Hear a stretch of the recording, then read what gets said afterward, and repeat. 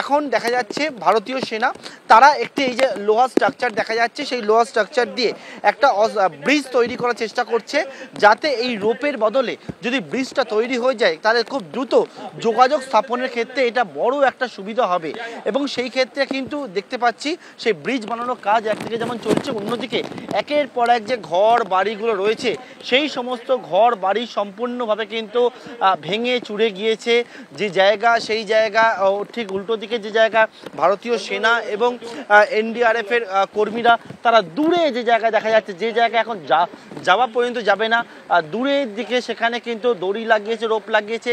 গ্রামের বাসিন্দাদের যারা আটকে রয়েছে তাদেরকে সেখান থেকে বার করে আনার চেষ্টা চলছে। যুদ্ধকালীন তৎপরতায় উদ্ধার কার্য চলছে। মৃতের সংখ্যা একদিকে লাফিয়ে লাফিয়ে বাড়ছে, কিন্তু এখনও বহু মানুষ তারা আটকে রয়েছেন। বহু মানুষের সঙ্গে যোগাযোগ করা যাচ্ছে না, কারণ রাস্তা ভেঙে গিয়েছে।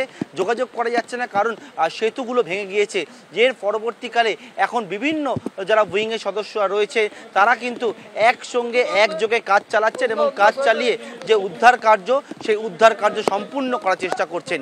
ক্যামেরায় শ্যামল জানার সঙ্গে পার্থপ্রতিম ঘোষ, এবিপি আনন্দ, কেরালা।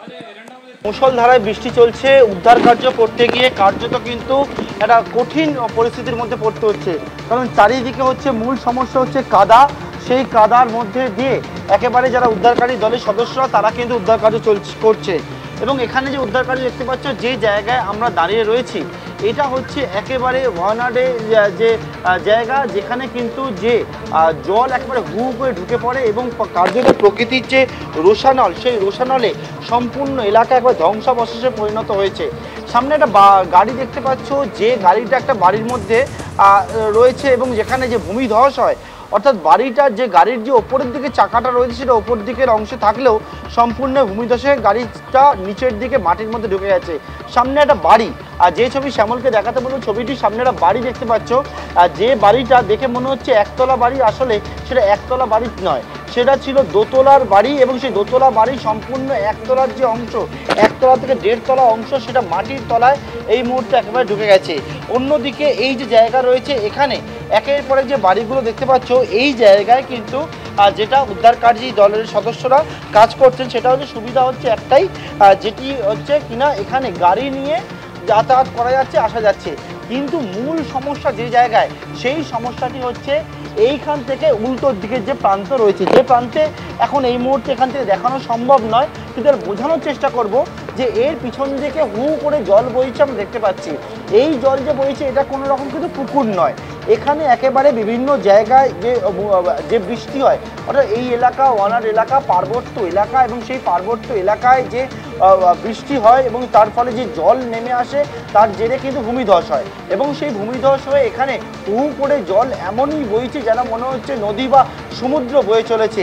এবং এর দরুন উল্টো দিকে প্রায় 3 কিলোমিটার 4 কিলোমিটার দূর দূরান্ত পর্যন্ত একের পর এক গ্রাম রয়েছে, যে গ্রামগুলোর সঙ্গে যোগাযোগ ব্যবস্থা সম্পূর্ণভাবে বিচ্ছিন্ন হয়ে গেছে, বন্ধ হয়ে গেছে। কারণ কি?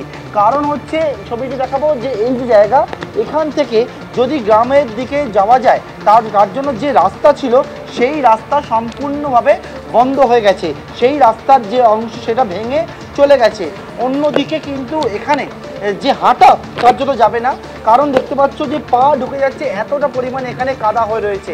একটা বাড়ি, সেই বাড়ির ছবি আমরা দেখানোর চেষ্টা করব।